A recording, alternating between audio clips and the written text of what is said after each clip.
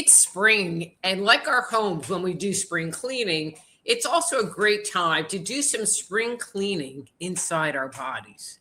Tonight, we'll be discussing several cleanses you can do to spruce up your inside tonight on Thursday Night Live.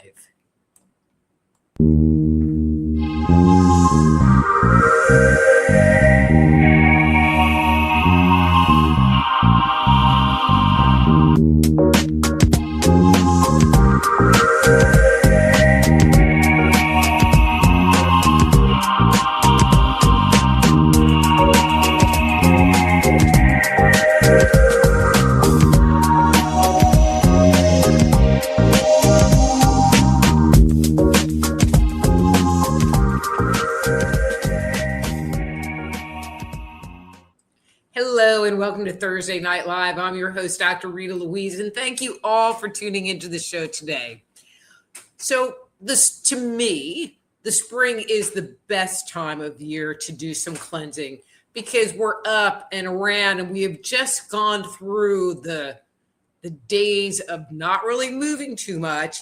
And so this gives us an opportunity to kind of get rid of what we don't need to or have been accumulating over the year to have a fresh inside. So when talking about any kind of cleanse, there are some, I'm going to say, fundamental rules that go across all different types. And even if you just did these things, you would also really be doing some level of cleansing. So first, clean up your diet. Incorporate lots of fruits and lots of veggies and some fruit. Not a ton of fruit, which I will talk about a little bit later, but some fruit is okay. Try working with a low carb diet, kind of a keto low carb diet. Avoid processed and chemical foods. So, maybe cut out the fast food. If you're big on getting frozen dinners or boxed things that, that have lots of chemicals in them, cut those out. Get a Betty Crocker cookbook and maybe start cooking your own meals. Along with reducing or eliminating your carbs, get rid of or reduce the amount of sugar that you're consuming. And as well, you might cut back on the gluten, which is, things that are made out of wheat, at least for the length of the cleanse. If you're a coffee drinker or consume a lot of caffeine throughout the day, reduce that to like 1 cup of coffee or perhaps no coffee, which can be a little challenging for most people. So I give you the 1 cup. And doing any cleanse can leave you feeling a little tired, a little fatigued, maybe a little cranky. You might feel a little bit under the weather. And this is usually a sign that your body is dumping a lot of toxins into your bloodstream. So while you're doing a cleanse, make sure you're drinking lots of water. They say 8 to 10 cups a day. Try to get in 8 to 10 cups a day of water. So coffee doesn't count as water. A soda doesn't count as water. Iced tea doesn't count as water. And there is caffeine in iced tea. So you really have to watch that.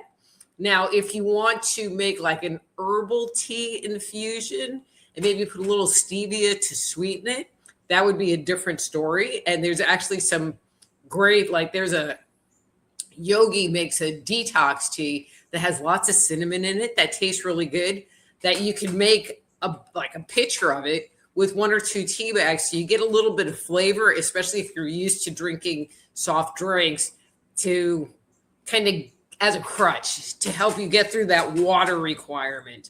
And I'm just going to get a little personal here, but if you're traditionally constipated, you might want to, during the length of the cleanse, take some supplements to ensure that the toxins are being eliminated from your body.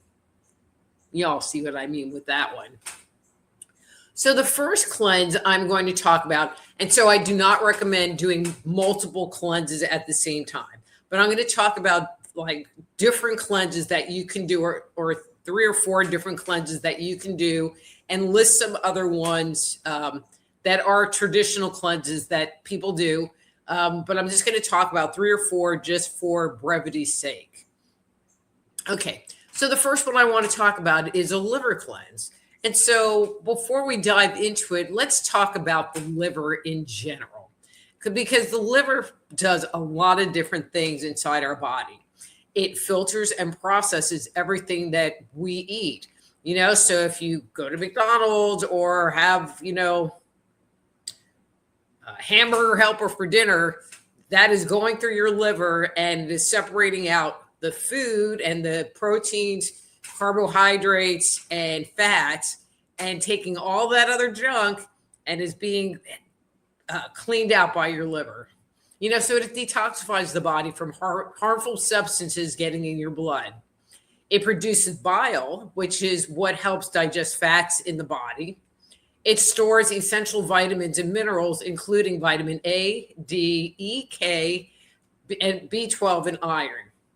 It helps to regulate blood sugar. So if you have blood sugar issues or are type 2 diabetic, this might help improve those numbers for you. It helps manage your cholesterol. It metabolizes medications and hormones, and it supports the immune functions in the body.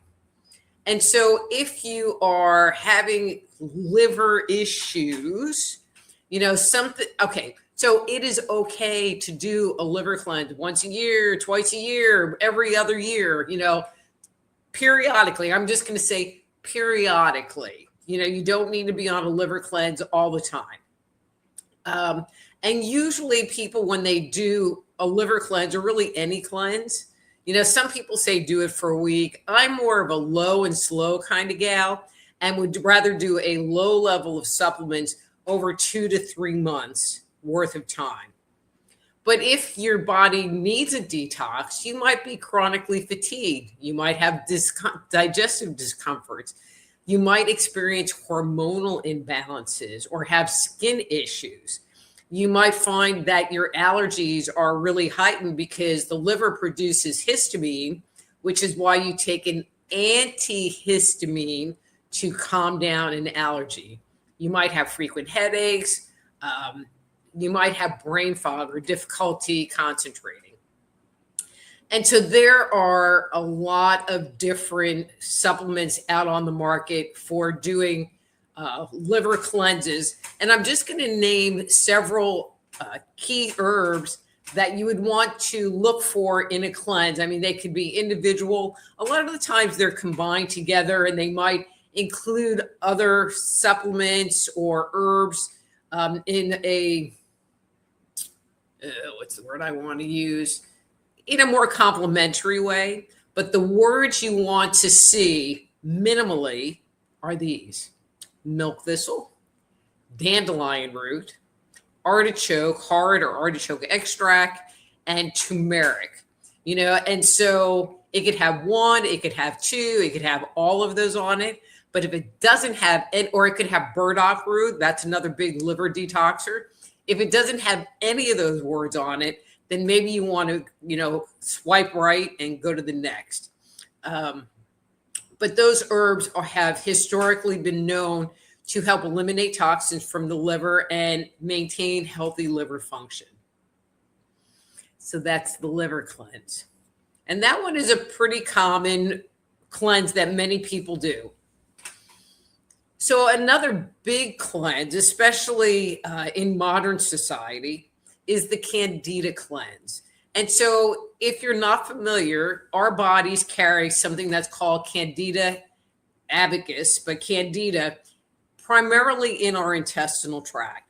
And Candida is a kind of yeast / fungus that can grow in the intestines, but it can live on the skin, it can live in your mouth, and it becomes a problem if it overgrows and becomes out of control.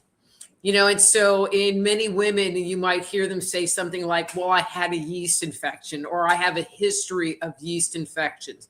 So you sit there and think, okay, you got girl issues going on. But the reality is that you have a Candida issue going on. So common signs of a Candida infection are issues of your digestion, skin, sinuses, nails, and intestinal tract. So many times people end up with a candida overgrowth because they've taken antibiotics, especially multiple rounds of antibiotics. They're on a high sugar or high carbohydrate diet for extended periods of time. They have diabetes or a weak immune system. And so, and those are really the biggest things. But this is the way that I like to explain candida that makes it real understandable. So if you think about your backyard, what do you think should be there? And the answer, grass. There should be nice green grass and theoretically no weeds. But if you take an antibiotic, the antibiotic kills all of the grass. And after a little bit of time, things start growing back, but it's not really grass. It's grass mixed in with a lot of weeds. And so when you do a Candida cleanse and then supplement the body with probiotic, it's kind of like getting weed and feed, and it helps to get rid of the weeds and make sure that you have healthy grass growing in there. So with the Candida cleanse, there are some principles that you want to follow. Number one, and this is the key, number one, remove sugar and grains from your diet, period. I mean, it is like cold turkey, no sugar, no carbs, and limited alcohol, because alcohol is carbs. And so that is the number one thing. And if you think, oh, well, you know, I just had a couple of cookies, it's like you're not really doing it. You know, incorporate non-starchy vegetables, a lot of proteins, and healthy fats. Another key factor is while you're doing this cleanse, and I would suggest 3 to 6 months after the cleanse, or like forever, this could be a forever thing, depending on how long you've taken antibiotics, how long you were on a high sugar, high carb diet, because Candida can live in your intestinal tract, but it can become systemic and actually live anywhere in your body and get reactivated if you eat a lot of sugar or you take another course of antibiotics. So the key point number 2 is take a high quality probiotic and follow what the bottle says. If you have a history of Candida and you're aware of it, and you're doing the cleanse, after doing the cleanse for like a week, you could probably double down on the amount of probiotics for the length of the cleanse and then go back to what it says on the bottle. So there are some herbs/supplements that support a Candida cleanse. And one of the primary ones, it's very old school, is caprylic acid. I would tell you what that is, but it's caprylic acid. Another one that's often used is oregano oil. And then a third one is berberine. Now, berberine also supports blood sugar levels. And so if you're having like blood sugar issues, that might be a really great one for you to take. But if you're not having blood sugar issues, I just kind of put that on my back burner list. So when you do a Candida cleanse, you want to do it, no lie, for 3 to 4 weeks, 3 to 4 solid weeks to give the body a chance to kill off all of that Candida. Now, as you're doing it, you might find yourself getting a little cranky or irritable, because as the Candida starts to die off, your body will start craving sugar. It will start craving carbs. You can see a tortilla in the refrigerator, like a flour tortilla, and that even looks good to you because your body is just craving the carbs. But usually after 3 to 5 days of being on the cleanse, that all subsides. Candida cleanse. It's really, I mean, if you have, again, a history of antibiotic use, if you have a history of eating a high sugar, high carb diet, you know, you eat a lot of cake, you eat a lot of candy. Like, you know, I grew up in a rice-based family. So everything had either rice or pasta. So we were a very hard, heavy duty carb family. So if that's your history, then this is something you might consider doing. And women that I've known, clients that I've worked with that had heavy duty candida, usually feel a whole lot better after that 3 weeks to a month period. Okay, next cleanse, Parasite Cleanse. And so surprisingly, having parasites in your digestive system is a lot more common than you think. And parasites can include tapeworms, flatworms, roundworms, pinworms, hookworms, and ropeworms. And so symptoms of a parasite infestation include brain fog, fatigue, other symptoms that make you feel sluggish. And so kind of like the other two cleanses, there are a few very specific supplements that you use. Now, when talking about parasites, one supplement will kill certain types of parasites and a different supplement will kill a different kind of parasite. And so if you're looking for a parasite cleanse, you want to find one that has all of the stuff in it. So like as an example, wormwood would kill certain kinds of parasites. Black walnut killed a different kind of parasite. Clove does something else, garlic something else, and pumpkin seeds. So those are the 5. Wormwood, and the primary ones are wormwood, black walnut, and pumpkin seeds, and then clove and garlic. And I'm going to say this, and I'm going to say in this a very kind way. Many people sit there and go, well, if you take horse paste, that'll kill parasites. And it will. I'm not lying. It will kill parasites, but kind of like taking black walnut, it only kills certain kinds of parasites and is not broad spectrum enough to kill, especially if you're not tested and getting a positive. A lot of people get false negative parasite cleanses unless they do like 3 or 4, because you have to be pooping the parasite in order for it to be in a stool sample for them to test. So if you ain't pooping it, it's not going to be detected. So if you're not sure, I would just do a broad spectrum cleanse. But there's a caveat with this. I always recommend that you do 3 courses of 7 to 10 days or 5 to 7 days, especially if you buy a kit from the store. Do whatever the kit says. If it's a 5-day cleanse or a 7-day cleanse, whatever it says on the package. But you want to do 3 courses. So let's say you're doing a cleanse and it's lasting for 7 to 10 days. Then you want to take 3 to 5 days off and then do another round of the cleanse. Then you want to take another 3 to 5 days off and do a 3rd round.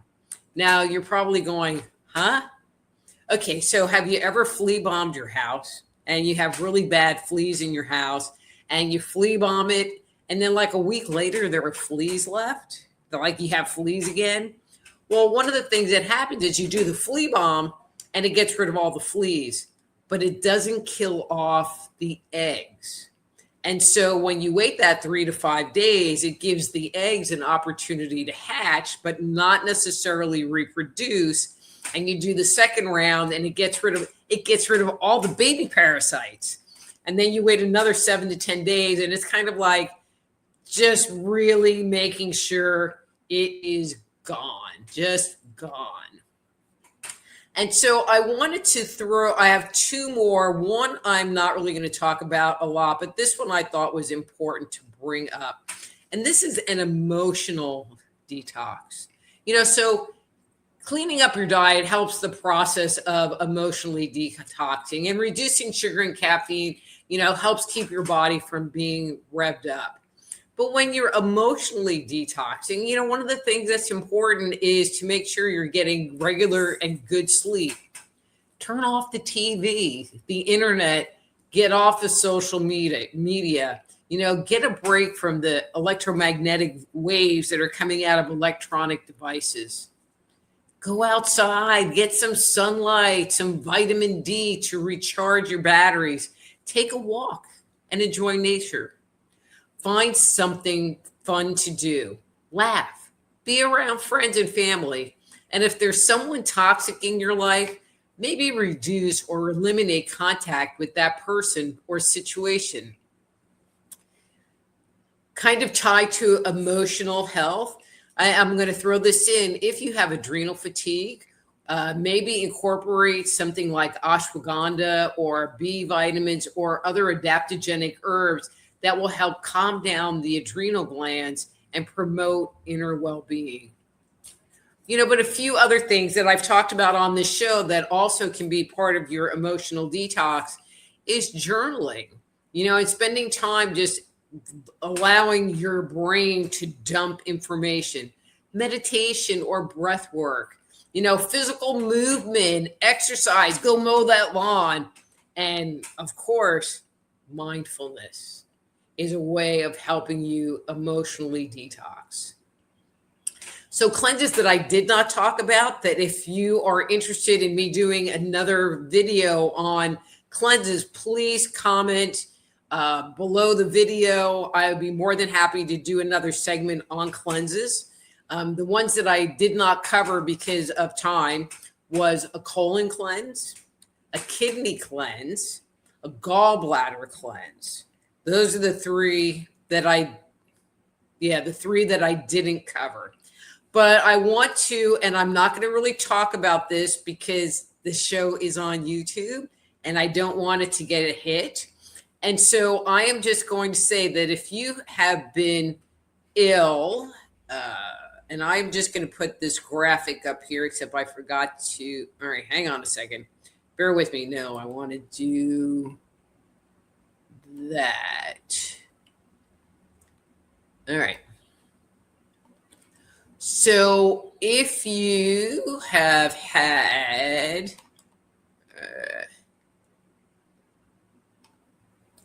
all right, that's not telling me. So if you have had COVID, or have gotten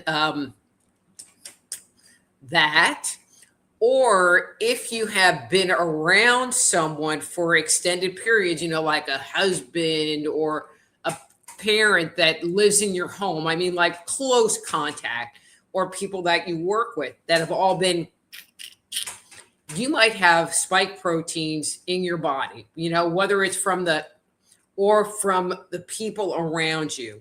And what I am putting up on the screen is a detox that you can do to help reduce or eliminate the S protein from your blood. So I'm not going to go through this whole thing.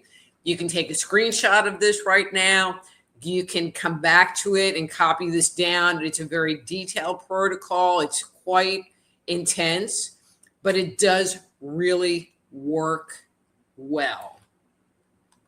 Oh, did it do it? It does. Shoot. All right, hang on a second. All right, hang on a second. There it is. Can I make it be bigger? I don't know. I don't think so. Oh, I know what I can do. Hang on, guys. Because it looked great on my screen. So again, that's the whole thing. So again, if you want to take a screenshot or come back and write this down, if you're having issues with long COVID, this is something that I would highly recommend. All right. So I think I am, put myself back on the screen. There I am, done talking today. I thought that was pretty good. I just felt like it was time for us to kind of, I'm going to say, clean up our act. And when we're under a lot of stress, which we are under a lot of stress these days, that sometimes doing a cleanse can really help. And I'm going to say, especially like the liver cleanse, because in Chinese medicine, our anger is stored in the liver. And so by giving that an opportunity to discharge physical toxins, sometimes it gives us the opportunity to let go of emotional toxins as well.